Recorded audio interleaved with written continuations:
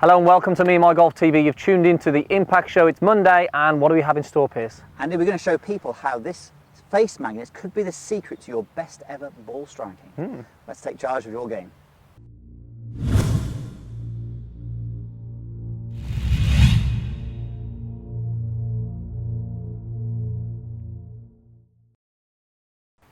Okay, so welcome to the Asprey. Hope you had a great weekend and played some good golf. Post any scores or give us your feedback below. We'd love to hear what you've got to say. We may even give you a shout out as well. It's Monday.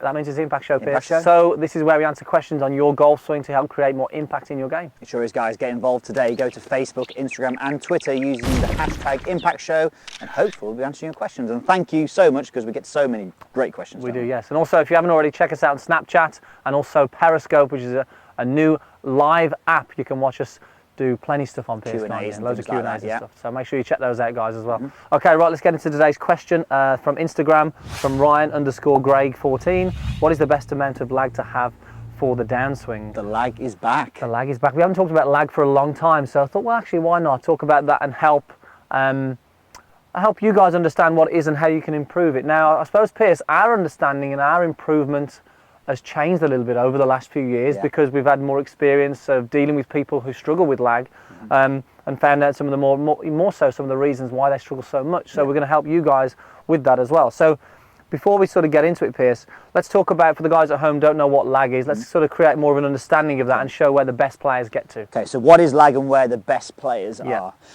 Excuse me, sorry. Right, so what we're going to do. Lag, if we focus on the lead arm and the club shaft, that's probably the best place to start. So as I swing back, I create an angle between the two, approximately 90 degrees. So you can see between the club shaft and my lead arm, I've got a 90 degree angle. That can obviously vary. Now, what the best players do, and this is how you actually get lag, by starting the downswing with the lower body, we then create a pull on the upper body, which then creates a pull on the arms, which then allows you to maintain that position. So you can see that I've pretty much maintained that 90 degree angle between the lead arm and the club shaft. Now we use this as a checkpoint, that when the back of the lead hand, so the left hand in my case, meets the outside of the trail leg, so the right leg in this case, you'll notice the club head is higher than the hands. Okay. I'll do that again one more time. So top of the backswing, I've created the angle between the wrists, start the downswing with the lower body, then the torso, and then you can see there when my hands get to that lead leg there, the club head is higher than that. Now, for the guys at home, this may look like Piers. I mean, it's very difficult when he's doing this slow, because it may look like he's just holding this position, but in effect, really, you can relax there, Piers, now. In effect, what's happening is really, in motion, the club is trailing everything else, isn't it? Yeah. So we've got the lower body leading the upper body leading the arms, and then the arms leading the shaft. And it's that sequence of events, Piers, that gets the club trailing, which creates that, what we call that lag. Yeah. So I think it's important to understand the sequence first, that we actually start with the lower body and transfer the energy to the club and understand where the best players get to. Now, a lot of people don't get to that. Most golfers, most amateurs don't get to that. Well, let's sort of go through what we see a lot of, Piers. Sounds like you're talking about the early release angle. Early release. Okay, so this is unfortunately what happens with a lot of golfers who struggle with lag. So they'll get to the top of the backswing, and for whatever reason, the angles created between the shaft and the forearm, they then lose.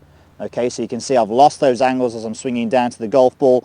You'll notice when I did that one on purpose, the body didn't really do a lot. It was the hands and arms pulling the club down, and I'm losing that lag as I come into the hitting area. Okay, that's that early release, and it's an early release of energy, okay? Definitely loses a lot of power, can cause some ground, first shots and contact issues, and also a lot of height. So again, that definitely contributes to distance as well, Piers, doesn't it?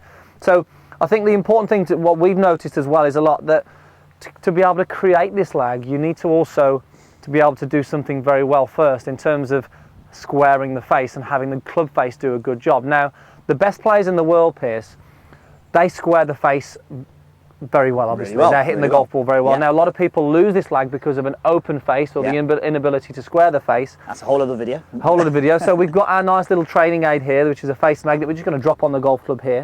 Now, if we can just take your setup to the side of the ball, Piers.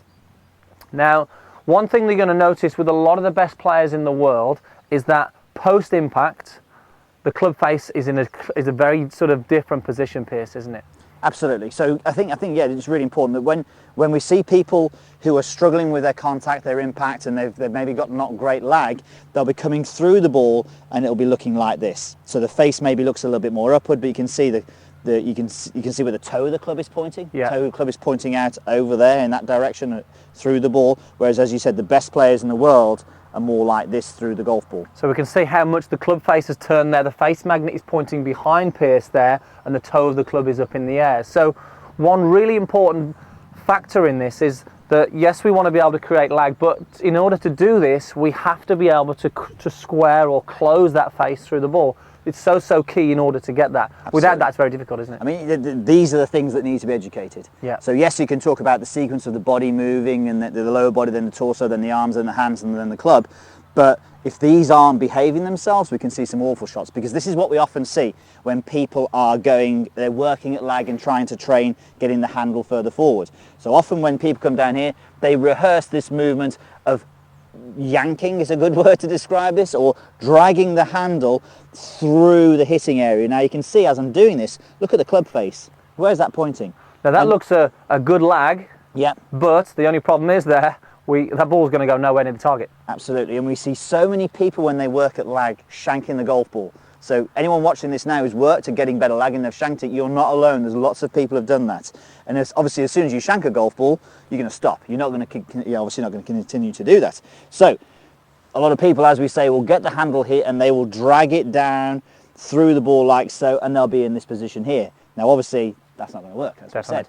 So what we need to be able to educate with people is, yes, we want the sequence, so yes, we want the sort of low body, we want all these great positions here.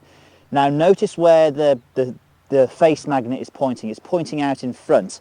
Now as I swing through the ball, my job is by the time I get to here, I want it pointing behind me. So from there, I'm going to keep working at lag, but I'm going to rotate the face. I'm going to rotate the face. And we can see now, yes, that's a great position through there, but I'm pretty sure when I was over the ball there, that face would have been square. Definitely. So the important thing here is that, being able to create this position is important on the way down, but just getting this part here, squaring the face, will enable you to actually create better angles on the way down, won't it? Absolutely. So it's a combination of, look, if you're going to work at holding that lag, we have to square the face, and just having a face magnet like this will really help you get back to a better position and create some awareness of what that face is doing, Piers. So by the time you reach impact there, that club face is looking towards the target. And I think what I'm doing now, look, we're in October now, season's coming to an end. If you think to yourself, I've got 5 months to sort this out.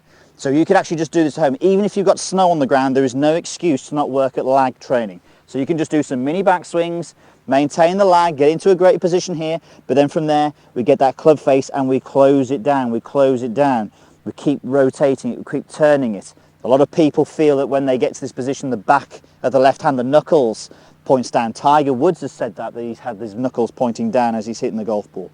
You can change that position, but it will take a long time. Definitely, and I think for you guys at home, if you're in a position through the golf ball where your club face is pointing more towards the sky, there is very, very little chance that you're going to be able to hold any lag. So our advice to you would be, work on this closing of the face and make sure the club face is closing first. That's going to help you create better angles on the way down. It's going to help you hit lower, more penetrating shots as well with a bit more distance. Feel a lot more solid and you'll get more distance. So okay. All in all, we're good. Right, shall I have a go? Yes, let's give it a shot here. So let's rehearse a little bit of practice move there. So again, just sort of really feeling that we can start that nice sequence, and then from there we're going to close the face through the shot. Perfect. Okay, so this should probably go left now. Yeah? You would think so. It should go left. This so one. this probably won't go to the right. This is probably going to go to the left. Let's see what we get. Oh, it went straight. That's actually gone straight. Yeah. It must be because I tell you. Little lower though. Little lower. Definitely went lower. For you, you're holding onto the lag there a little bit, maybe too much. Yeah, maybe. Yeah. Definitely a slightly more penetrating shot. Okay, hope that helps. More of an education video there on lag. So guys, give us a thumbs up if you enjoyed that video. Post your comments down below on lag. What are your thoughts on that? And guys, if you haven't already, hit the subscribe button. It is for free and it allows you to interact with us and ask us these questions. It does, and for more great videos, make sure you check out our website, meandmygolf.com. Click in the corner here, it'll take you straight to it. Thanks for watching and we'll see you next time.